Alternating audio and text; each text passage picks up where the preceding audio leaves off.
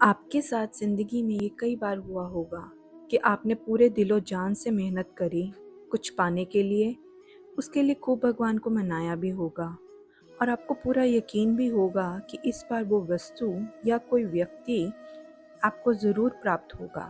वो कुछ भी हो सकता है, मनपसंद की नौकरी, मनपसंद का लड़का या लड़की, या अपने पसंद की कार, अपने पसंद का घर, किसी स्कूल कॉलेज में दाखिला।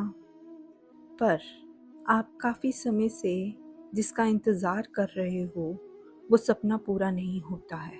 जो आपने चाहा उसकी जगह आपको मना कर दिया जाता है।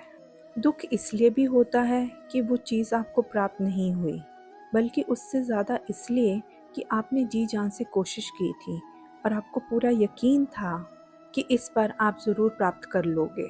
नामंजूरी मिलने पर दिलो दिमाग पर एक सन्नाटा छा जाता है और उस सन्नाटे से डर का जन्म होता है।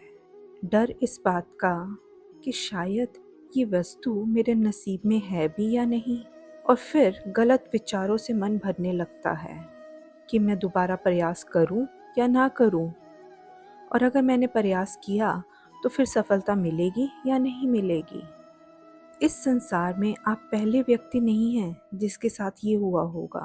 महाभारत काल में पांडवों की पत्नी द्रौपदी, जो कि पांडवों के स्वाभिमान का प्रतीक थी, उन्हें जब पांडव जुए में हार गए तो दुर्योधन के कहने पर दुशासन भरी सभा में उनका अपमान करता हुआ, उन्हें केशों से घसीटता हुआ जब राज्यसभा में लाया, तो द्रौपदी ने वहां बैठे हर एक से सहायता की याचना करी। पर उनके परिवार के बड़े बुजुर्गों ने जब उनकी कोई भी पुकार ना सुनी, तो खुद को बचाने के लिए द्रौपदी ने अपने बल को लगाया।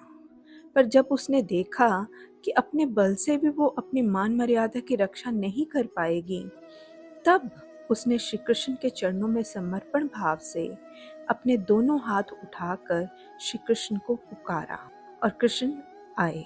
उनकी करुण पुकार को सुनकर वस्त्र अवतार में प्रकट होकर द्रौपदी की लाज की रक्षा करी। श्री कृष्ण तब नहीं आए जब वो सबसे सहायता की याचना कर रही थी, या जब उसने अपने बल से अपनी रक्षा करने की कोशिश की।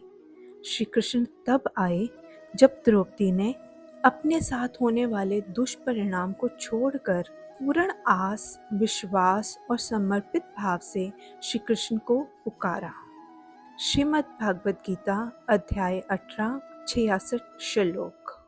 श्री कृष्ण कहते हैं कि जब हम सभी जिम्मेदारियां, भय, भ्रम छोड़कर पूरी श्रद्धा से ईश्वर की शरण में जाते हैं, तो वहीं से सच्चा मार्ग शुरू होता है आत्मिक शांति और मुक्ति का। जब भी जिंदगी में नामंजूरी मिले तो उसे नई शुरुआत समझे, उस मंजिल की जो श्री कृष्ण ने तुम्हारे लिए सोच रखी है। नामंजूरी मिलने पर मन को बुरा लगना स्वाभाविक है, पर तब खुद से पूछना चाहिए कि क्या मैंने अपनी तरफ से पूरी कोशिश की? क्या मेरा प्रयास सच्चा था? अगर जवाब हाँ में है तो भगवत गीता का अध्याय 2 श्लोक 47 याद रखें। तुम्हारा अधिकार सिर्फ कर्म करने पर है, फल पर नहीं।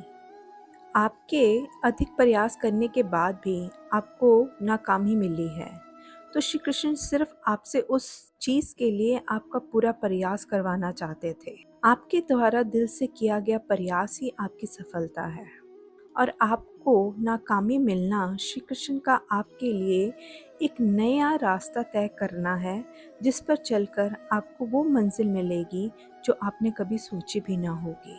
उस राह पर भरोसा रखें, क्योंकि श्री कृष्ण वो सब देख सकते हैं जो हम नहीं देख पाते। श्री कृष्ण आपको थामे रहते हैं उन नाकामियों में भी जो दिल को तोड़ देती हैं। आपको जो देरी दिखती है सफलता प्राप्ति में, असल में ये वो वक्त है जब श्री कृष्ण आपकी राह की उन टूटी कड़ियों को जोड़ रहे होते हैं, जो कि आपको आपकी असली मंजिल तक लेकर जाएगी।